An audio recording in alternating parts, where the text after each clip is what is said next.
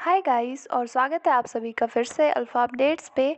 एक new update के साथ एक जॉब के बारे में हम लोग डिटेल्स देखेंगे। जो न्यू जॉब है ये उसके बारे में कंप्लीट इन्फॉर्मेशन लेने वाले हैं हम लोग। तो अगर आप इस चैनल पे पहली बार विजिट कर रहे हो तो इस चैनल को सब्सक्राइब कर लीजिएगा और इसके बेल आइकन को प्रेस कर लीजिएगा ताकि आपको हर टाइप की जॉब्स की अपडेट जल्दी से जल्दी मिले और आप अप्लाई कर सको और आप पूरी फॉर्म के बारे में भी जान सको। ठीक है, फिर यहाँ पे अभी हम लोग देखने वाले हैं ये जो फॉर्म है दिल्ली की फॉर्म है, दिल्ली डेवलपमेंट अथॉरिटी के द्वारा ये रिलीज़ किया गया है। तो आप इसके लिए अप्लाई कर सकते हैं। यहाँ पे मैं भी एलिजिबिलिटी क्राइटेरिया बताऊंगी। यहाँ पे post wise eligibility criteria different है। तो आप लोग जो लोग भी एलिजिबल हैं इस फॉर्म को अप्लाई कीजिएगा और इसकी पूरी प्रोसेस पहले देख लीजिए। मैं अभी डिटेल्स बता रही हूँ।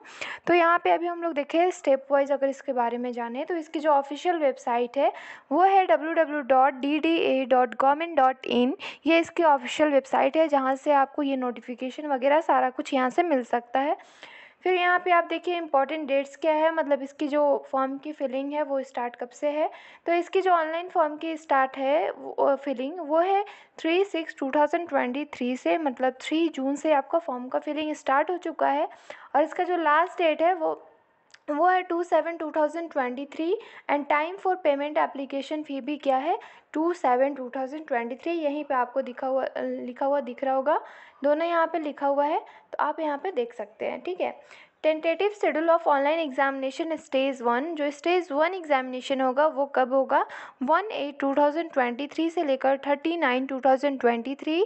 और इसका जो tentative schedule of online examination stage 2 है वो एग्ज़ाम जो होगा वो जब आप ये एग्ज़ाम दे देंगे, जब इसका फर्स्ट स्टेज का एग्ज़ाम दे दोगे देन आपका यहाँ पे आपका मेल पे मैसेज आ जाएगा आपको स्टेज 2 के शेड्यूल के लिए। ठीक है, बाकी अभी हम लोग डिटेल्स देखेंगे कि यहाँ पे आपकी सिलेक्शन कैसे होगी, प्रोसीजर सारा कुछ यहाँ पे देखेंगे हम लोग। ऑफिशियल वेबसाइट यहाँ पे देखिए, आपको अभी मैंने बताया ही ये है ऑफिशियल वेबसाइट।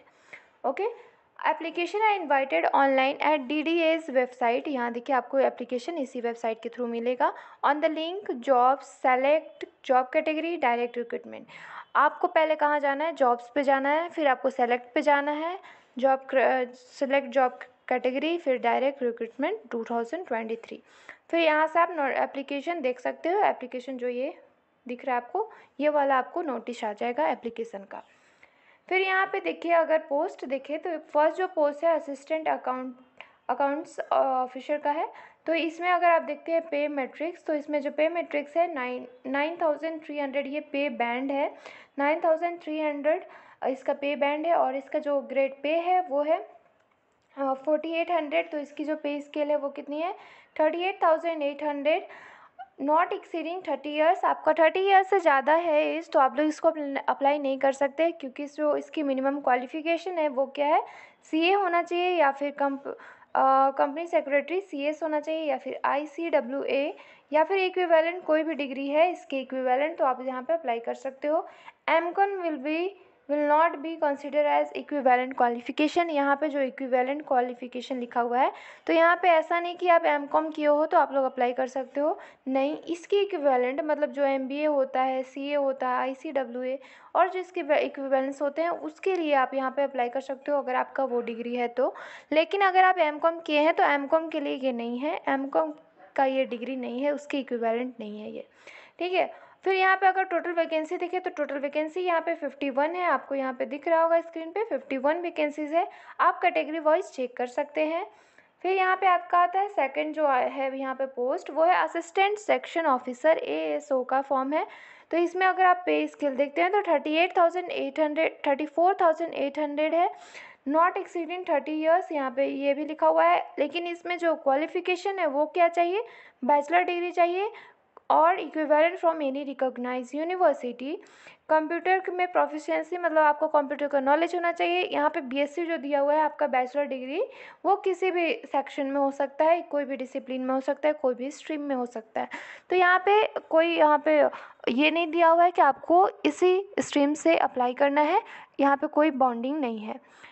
फिर यहाँ पे अगर टोटल वैकेंसी देखें तो 125 इसकी वैकेंसी है। बाकी यहाँ पे आप लोग कैटेगरी वाइज चेक करना चाहते हैं तो आप लोग चेक कर सकते हैं इस एप्लीकेशन के थ्रू। फिर यहाँ पे जो नेक्स्ट यहाँ पे अगर आप देखते हो पोस्ट, तो यहाँ पे थर्ड जो पोस्ट है आर्किटेक्चरल असिस्टेंट है, जिसमें जो पे स्केल है यहाँ पे देखिए 34,000 800 है। 30 ईयर्स इसकी मैक्सिमम एज है, उससे ज़्यादा नहीं होना चाहिए। लेकिन डिग्री क्या में होना चाहिए? आर्किटेक्चर, कोई भी रिकॉग्नाइज यूनिवर्सिटी या इंस्टीट्यूट से। और इसमें टोटल वैकेंसीज 9 है। तो यहाँ पे आप लोग देख सकते हैं बाकी कैटेगरी वाइज। फिर यहाँ पे देखिए नेक्स्ट जो यहाँ पे पोस्ट है, पोस्ट नंबर 4 लीगल असिस्टेंट का पोस्ट है। 34,800 पे स्केल है। और यहाँ पे अगर आप देखते हो कि नॉट एक्सीडिंग 30 ईयर्स इसकी एज है, मतलब आपके 30 ईयर्स से ज़्यादा एज नहीं होना चाहिए।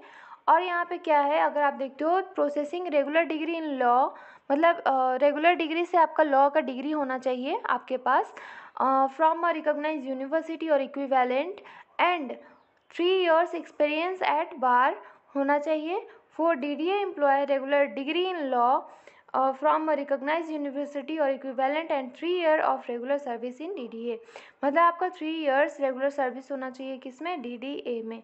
ओके, तो यहाँ पे देख सकते हो आप लोग इसकी एलिजिबिलिटी क्राइटेरिया थोड़ी सी डिफरेंट है। आप इसको यहाँ पे समझ सकते हो, इसको पढ़ सकते हो कि आप इसके लिए एलिजिबल हो या नहीं। इसमें टोटल वैकेंसीज 15 है और कैटेगरी वाइज चेक कर लीजिएगा। फिर यहाँ पे आता है नेक्स्ट जो है वो है नैब तहसीलदार। तहसीलदार जो है ये 5th। तो इसमें अगर आप देखें तो 34,800 तो है पे स्केल। इसकी जो बिटवीन एज है 21 ईयर्स से लेकर 30 ईयर्स है। एसेंशियल क्या क्वालिफिकेशन क्या चाहिए? तो डिग्री होना चाहिए कोई भी यूनिवर्सिटी से विथ 50% मार्क्स और एबव, तो आपका कम से कम 50% मार्क्स होना चाहिए। डिज़ायरेबल क्या है, मतलब जिसको यहाँ पे ज़्यादा प्रायोरिटी दिया जाएगा वो है knowledge of application of various acts regulation and procedure concerning land and state matters. तो यहाँ पे जो है एलिजिबल जिनको नॉलेज ज़्यादा होगा, जैसे application of various acts regulation and procedure concerning को लेकर, तो उनको ज़्यादा यहाँ पे प्रायोरिटी दिया जाएगा। इसमें जो टोटल वैकेंसीज है यहाँ देख सकते हो आप लोग 4 है वैकेंसीज। ओके, फिर यहाँ पे जो नेक्स्ट आता है, यहाँ पे नेक्स्ट जो पोस्ट है 6 है जूनियर इंजीनियर सिविल में। तो सिविल के लिए जो यहाँ पे ग्रेड पे है 34,800, मतलब इसकी जो पे स्केल है ग्रेड पे 4,200 है। एज इसकी लिमिट क्या है? 27 से ज़्यादा नहीं होना चाहिए। डिप्लोमा किस में होना चाहिए? सिविल इंजीनियरिंग में, कोई भी रिकॉग्नाइज इंस्टीट्यूट या यूनिवर्सिटी से। ओके, लेकिन इसमें अगर आप देखते हो तो वैकेंसी काफ़ी अच्छी है, 236 वैकेंसीज़ है। तो आप यहाँ पे देख लीजिएगा, क्योंकि बहुत लोग सिविल इंजीनियरिंग करते हैं तो इस पोस्ट के लिए वो लोग अप्लाई कर सकते हैं, एलिजिबल हैं वो इस पोस्ट के लिए, तो वो लोग अप्लाई कर सकते हैं। हाँ, लेकिन यहाँ पे आप एज लिमिट ज़रूर चेक कर लीजिएगा, 18 से लेकर 27। सुपरवेयर, यहाँ पे सुपरवेयर के लिए 20,200 है सैलरी, मतलब पे स्केल। और फिर इसकी जो एज है 18 ईयर्स से लेकर 25 ईयर्स इसकी एज है। डिप्लोमा किस में होना चाहिए? डिप्लोमा और 2 ईयर नेशनल ट्रेड सर्टिफिकेट, मतलब NTC in serving from recognise institute और equivalent, 2 years experience in survey work. तो इसमें एक्सपीरियंस चाहिए, आप देख सकते हो यहाँ पे लिखा हुआ है कि यहाँ पे सर्वे वर्क में क्या होना चाहिए? एक्सपीरियंस होना चाहिए। 13 इसमें टोटल वैकेंसीज है।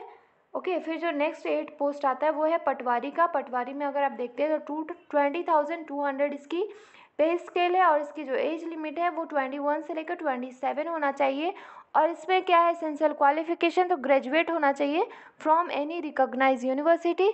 यहाँ पे इसमें ये नहीं दिया हुआ है, इसमें कोई पर्टिकुलर कोर्स या फिर नहीं दिया हुआ है कि डिसिप्लिन पर्टिकुलर नहीं दिया हुआ है, तो आप कोई भी ग्रेजुएशन किसी भी सब्जेक्ट से होना चाहिए। लेकिन डिज़ायरेबल क्या है? Proficiency in computer and work knowledge of Urdu और हिंदी।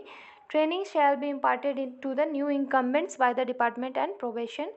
इसमें जो टोटल वैकेंसीज है यहाँ पे 40 है। डिज़ायरेबल ये है, और इसकी एजुकेशन क्वालिफिकेशन यहाँ है कि आपको ग्रेजुएट होना चाहिए। फिर जो यहाँ पे नेक्स्ट जो पोस्ट है वो है 9 पोस्ट जो कि लास्ट पोस्ट है, यह जूनियर सेक्रेटरिस्ट असिस्टेंट का। तो यहाँ पे अगर आप देखते हो 20,200 इसकी पे स्केल है। और यहाँ पे अगर आप एज देखते हैं तो 18 से 27 के बीच में होना चाहिए। लेकिन इसमें जो एलिजिबिलिटी क्राइटेरिया है वो क्या है? 12th क्लास या फिर इक्विवेलेंट क्वालिफिकेशन कोई भी रिकॉग्नाइज बोर्ड या यूनिवर्सिटी से।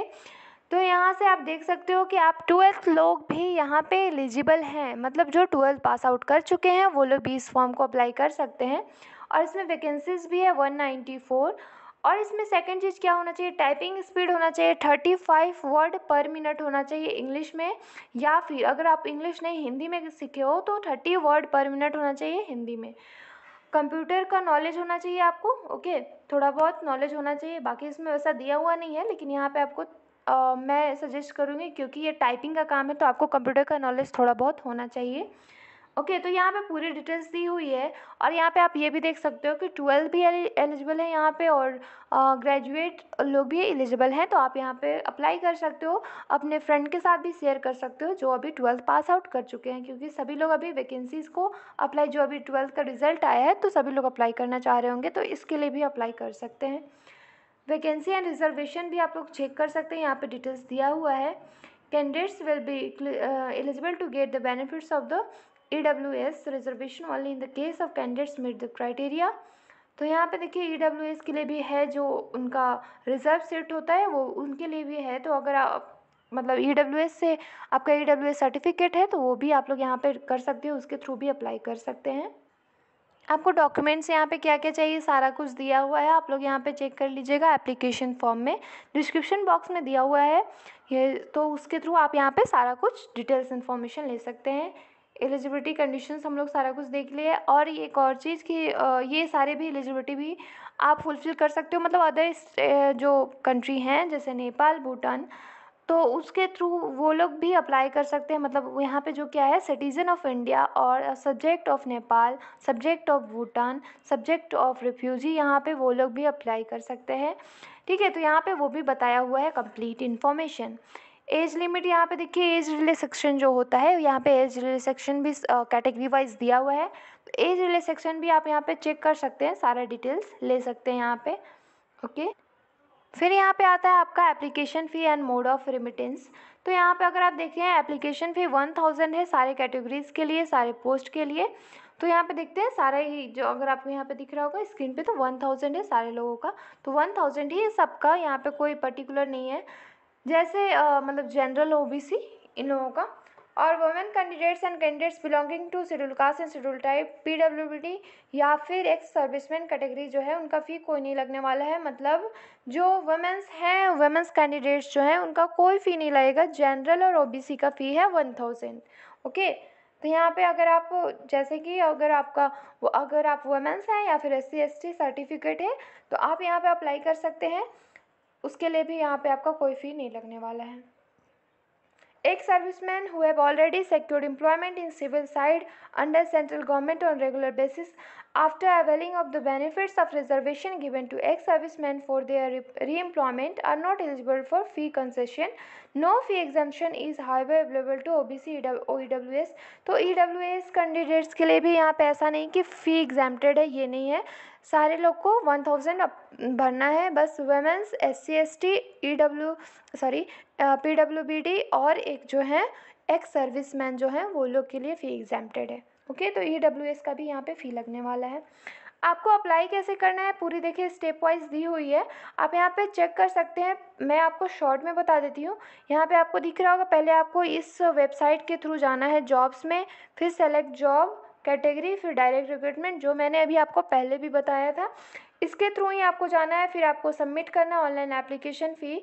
फिर यहाँ पे आपको बहुत सारा डॉक्यूमेंट्स यहाँ पे अपलोड करने के लिए आएगा, तो डॉक्यूमेंट्स भी आप लोग अपलोड करेंगे। ठीक है, आगे फॉर्म का जो प्रोसेस है ये पूरा आप डिटेल्स पढ़ सकते हैं कैसे कैसे करना है। After submitting the online application the candidates are required to take print out of the finally submitted online application and retain the same with them. Candidates are not required to submit to DDA either by post or by hand the printouts of their online application form or any other documents. They will be required to submit printout of online application form along with documents in support of their eligibility and etc. at the time of verification of identity documents interview in case they are shortlisted for document verifications और interview as applicable. तो यहाँ पे आपको ऐसा नहीं कि post के through कुछ भेजना है, ऐसा कुछ नहीं है। बस आपका जो डॉक्यूमेंट वेरिफिकेशन होगा, जब मतलब आपकी फाइनल सिलेक्शन हो जाएगी, तो ये सब आपको चाहिए, वहाँ पे आपको खुद लेकर जाना है। ठीक है, यहाँ पे सारा कुछ आपका ऑनलाइन हो जाएगा, और यहाँ पे जब आपको डॉक्यूमेंट वेरिफिकेशन के जो लास्ट आपका प्रोसेस होगा, अगर उसके लिए यहाँ पे बुलाया जाएगा, तो सिलेक्शन के बाद आपको बस डॉक्यूमेंट सारा कुछ लेकर जाना है। बाकी आपको कुछ भी ऐसा नहीं है कि पोस्ट के थ्रू भेजना है, ऐसा कुछ नहीं है। ठीक है, तो आप ये सब भी पढ़ के समझ सकते हो, यहाँ पे डिटेल्स दिया हुआ है अगर आपको डाउट होता है तो। बाकी आपको फ़ोटो का स्कैन कितना चाहिए ये सारा कुछ यहाँ पे देखिए इन्फॉर्मेशन दिया हुआ है, तो इसके अकॉर्डिंग ही आप कीजिएगा अप्लाई, नहीं तो फॉर्म को रिजेक्ट भी कर दिया जाता है। तो आप यहाँ पे सारा कुछ देख कर उसके बाद ही अप्लाई करेंगे। स्टेप्स ऑफ अप्लाइंग यहाँ पे दिया हुआ है कि आपको कैसे कैसे करना है, स्टेप्स दिया हुआ है, स्टेप 1 स्टेप 2 करके यहाँ पे दिया हुआ है। तो सारा यहाँ पे आप अपने अकॉर्डिंग जो भी है, आप फॉर्म को फिल करने से पहले आप इसको चेक करके तब भी आप लोग अप्लाई कीजिएगा। ओके, फिर यहाँ पे आप लोग को आता है नेक्स्ट जो है डिटेल्स ऑफ एग्जामिनेशन। आपका जो एग्जामिनेशन है वो कैसे होगा, स्कीम ऑफ एग्जामिनेशन अगर फर्स्ट पोस्ट के लिए देखते हैं असिस्टेंट अकाउंट्स ऑफिसर के लिए, तो मोड ऑफ रिक्रूटमेंट क्या है, single stage computer based examination followed by interview of the shortlist candidates. तो यहाँ पे सिंगल स्टेज एग्जामिनेशन होगा कंप्यूटर बेस्ड, मतलब जो स्टेज 1 स्टेज 2 था तो यहाँ पे आपका सिर्फ सिंगल स्टेज होने वाला है। तो यहाँ पे कंप्यूटर बेस्ड एग्जामिनेशन होगा और नेक्स्ट जो होगा वो होगा इंटरव्यू। फिर यहाँ पे अगर डिटेल्स ऑफ एग्जामिनेशन देखते हैं तो question paper shall be of 2 hour duration of 120 marks consisting of 120 questions of objective type. यहाँ पे ऑब्जेक्टिव टाइप आपका क्वेश्चन आने वाला है मल्टीपल चॉइस क्वेश्चन, 120 मार्क्स का होगा, प्लस में आपको 2 आवर मिलेगा ड्यूरेशन ऑफ टाइम आपको अटेम्प्ट करने के लिए। यहाँ पे जो क्वेश्चंस आएगा वो किससे आएगा, रीजनिंग से आएगा, क्वांटिटेटिव एप्टीट्यूड से, जनरल अवेयरनेस और इंग्लिश लैंग्वेज से। और उसके बाद अगर आपका इसमें होता है देन आपको इंटरव्यू के लिए शॉर्टलाइज किया जाएगा, आपको बुलाया जाएगा। फिर जो नेक्स्ट है पोस्ट असिस्टेंट सेक्शन ऑफिसर, यहाँ पे 2 स्टेज कंप्यूटर बेस्ड एग्जामिनेशन होगा, objective multiple choice type question होगा followed by computer proficiency test and DEST। Stage 1 जो होगा general intelligence and reasoning 50 marks का होगा, 25 क्वेश्चंस होगा, जनरल अवेयरनेस 50 मार्क्स का होगा, 25 question, quantitative aptitude 50 marks 25 question, और यहाँ पे इंग्लिश कम्प्रीहेंशन देखते हैं तो 50 मार्क्स 25 क्वेश्चन, टोटल 200 मार्क्स का होगा और 100 क्वेश्चंस होगा और आपको टाइम 1 आवर मिलेगा। और स्टेज 2 का भी यहाँ पे दिया हुआ है 2 आवर 15 मिनट्स मिलेगा आपको टाइम। और इसमें मॉड्यूल 1 मॉड्यूल 2 फिर यहाँ पे मॉड्यूल 1 मॉड्यूल 2 करके यहाँ पे आएगा आपका ऐसे। जैसे सब्जेक्ट्स 1 में मॉड्यूल 1 में देखें तो मैथमेटिकल एबिलिटीज़ है, 30 क्वेश्चंस आएगा और 90 मार्क्स का। इसके लिए जो आपको टाइम मिलने वाला है वो है 1 आवर। और मॉड्यूल 1 जो है नेक्स्ट जो 2 का है ये वाला जो आपको दिख रहा होगा यहाँ पे है module 1 English language and comprehension, और फिर सेकंड क्या है जनरल अवेयरनेस। यहाँ पे अगर 45 क्वेश्चन आता है, क्वेश्चन होगा नंबर ऑफ क्वेश्चन 45, यहाँ पे 25, तो टोटल होगा 135 मार्क्स का और ये होगा 35 मार्क्स का, टोटल 1 आवर मिलेगा आपको। फिर जो यहाँ पे थर्ड है वो है कंप्यूटर नॉलेज, 20 क्वेश्चंस आएगा 60 मार्क्स का, आपको यहाँ पे 15 मिनट्स मिलेगा। डाटा एंट्री स्पीड के लिए आपको होगा यहाँ पे 1 data entry task 15 minutes. Okay, तो यहाँ पे आपको सारा टाइम के बारे में दिया हुआ है और यहाँ पे कंप्लीट इन्फॉर्मेशन मॉड्यूल का दिया हुआ है कि आपका कैसे कौन से मॉड्यूल में कितना टाइम मिलेगा और कौन सा मॉड्यूल में कौन सा सब्जेक्ट है, सारा डिटेल्स दिया हुआ है, तो आप यहाँ पे पढ़ सकते हो। फिर आता है आर्किटेक्चर असिस्टेंट, यहाँ पे single stage computer based examination होगा, 2 आवर इसका ड्यूरेशन होगा, सेम जो मैंने अभी ऊपर बताया था फर्स्ट पोस्ट के लिए सेम उसी की तरह है। 120 मार्क्स का क्वेश्चन आएगा, 120 क्वेश्चन होगा ऑफ ऑब्जेक्टिव टाइप आएगा, और यहाँ पे जो क्वेश्चन आएगा वो reasoning, quantitative aptitude, general awareness और इंग्लिश लैंग्वेज से होने वाला है। फिर यहाँ पे लीगल असिस्टेंट है, इसका भी एग्जाम सिंगल स्टेज होगा कंप्यूटर बेस्ड, क्वेश्चन जो आएगा 2 आवर्स ही होगा। यहाँ पे देखिए 120 मार्क्स का 120 question, same subject reasoning, quantitative aptitude, general awareness, English language. तो यहाँ पे भी आप देख सकते हो इसकी भी सेम पोस्ट के लिए सेम डिफरेंट पोस्ट के लिए भी सेम है। फिर यहाँ पे आता है नैब तहसीलदार के लिए भी सिंगल स्टेज एग्जामिनेशन होगा, सेम पैटर्न है 2 आवर्स 120 मार्क्स 120 क्वेश्चन। फिर आपका सिविल के लिए जो है जूनियर इंजीनियर, यहाँ पे भी सेम 2 आवर्स ड्यूरेशन और यहाँ पे 120 मार्क्स 120 क्वेश्चन। फिर सर्वेयर के लिए देखते हैं single stage computer based examination होगा, same 2 hour duration 120 marks 120 question, same subject होगा। ओके, फिर यहाँ पे पटवारी के लिए अगर आप देखते हैं तो यहाँ पे 2 स्टेज एग्जामिनेशन होगा, फर्स्ट स्टेज में आपका प्री एग्जाम होगा, सेकंड मेंस होगा। तो यहाँ पे अगर प्री में देखते हैं तो general awareness, general intelligence, reasoning ability, arithmetical numerical ability, Hindi, फिर यहाँ पे इंग्लिश, यहाँ पे बेसिक कंप्यूटर। टोटल आपका 120 क्वेश्चन होगा, 120 मार्क्स का होगा और 2 आवर ड्यूरेशन होगा। मेंस यहाँ पे क्या होने वाला है कि जनरल अवेयरनेस होगा, स्पेशल एम्फेसिस ऑफ दिल्ली। यहाँ पे मतलब दिल्ली की जनरल अवेयरनेस के बारे में आपको जानना होगी, दिल्ली के बारे में मतलब करंट न्यूज़ से लेकर आपको पास्ट का भी जानना होगा। General intelligence and reasoning ability, arithmetical and numerical ability, English language comprehension, Hindi और उर्दू का लैंग्वेज मतलब दोनों में से कोई एक का लैंग्वेज आपको पता होना चाहिए, नॉलेज होना चाहिए। कॉम्प्रीहेंशन बेसिक कंप्यूटर, यहाँ पे 200 क्वेश्चंस आएगा, 200 मार्क्स का, 2 आवर्स होगा टाइम। फिर जो यहाँ पे नेक्स्ट जो है यहाँ पे वो है जूनियर सेक्रेटरीस्ट असिस्टेंट। यहाँ पे 2 स्टेज कंप्यूटर बेस्ड एग्जामिनेशन होगा, जिसमें आपका जो फर्स्ट स्टेज होगा सेम उसी की तरह है, 50 मार्क्स मतलब थोड़ा सा डिफरेंट होगा, आई थिंक नहीं सेम है सारा। देखिए यहाँ पे जनरल इंटेलिजेंस है 50 marks 25 question, general awareness 50 marks 25 question, quantitative aptitude मतलब यहाँ पे बेसिक आपका अर्थमेटिक स्किल पूछा जाएगा, 50 मार्क्स का होगा 25 question. English language basic knowledge होना चाहिए, 50 मार्क्स 25 क्वेश्चन, 200 मार्क्स का होगा, 100 क्वेश्चन होगा, ड्यूरेशन ऑफ टाइम 1 आवर होगा। फिर अगर स्टेज 2 देखते हैं तो स्टेज 2 में क्या है आपका मॉड्यूल करके यहाँ पे जो दिया हुआ है कि यहाँ पे अगर आप मॉड्यूल 1 में चेक करते हैं तो मैथमेटिकल एबिलिटीज़, फिर रीजनिंग एंड जनरल इंटेलिजेंस, फिर यहाँ पे इंग्लिश लैंग्वेज एंड कम्प्रीहेंशन, फिर यहाँ पे जनरल अवेयरनेस, कंप्यूटर टेस्ट और यहाँ पे स्किल टेस्ट, टाइपिंग टेस्ट। इसमें अगर देखते हैं तो 30 क्वेश्चन, 40 क्वेश्चन, 20 क्वेश्चन, 15 क्वेश्चन। अगर यहाँ पे टोटल देखते हैं तो 90 यहाँ पे मार्क्स फर्स्ट के लिए, 90 सेकंड के लिए, 120 इंग्लिश के लिए और फिर 60 होगा जनरल अवेयरनेस के लिए, 45 होगा कंप्यूटर नॉलेज के लिए।